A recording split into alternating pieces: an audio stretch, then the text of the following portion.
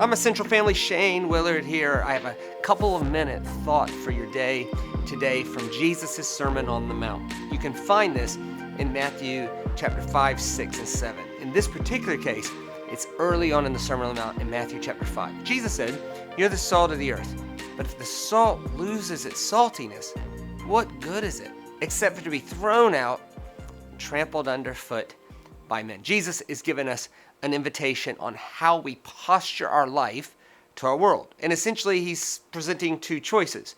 You can flavor your whole world like you're the salt of the world. You're the sign that there's some flavor to our life. You can also, salt in Jesus' world was a significant thing around covenant, agreement, around connection to somebody. In other words, you have an opportunity to show your whole world what it's like, to be connected to God, to be a person of love and kindness and generosity. Or the salt can lose its flavor. And if it does that, it can be thrown out and trampled underfoot by men. As a matter of fact, he said it's good for nothing else except to be thrown out and trampled underfoot by men. Now, what's he talking about there? Well, to understand this, we've got to understand the temple rules and the world Jesus lived in.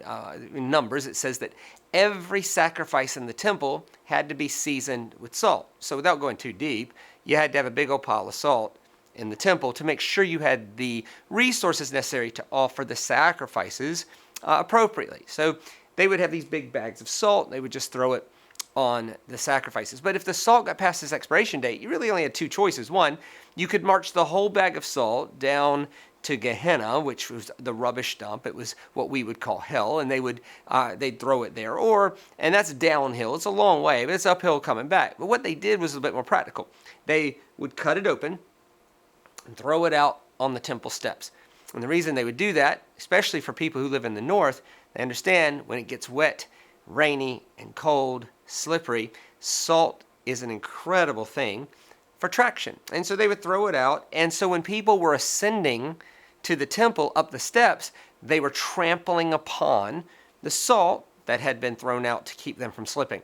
In other words, you have two choices today. You can flavor your whole world with love, kindness, generosity, peacemaking, commitment to growth, or your life can be a cautionary tale to keep other people from slipping.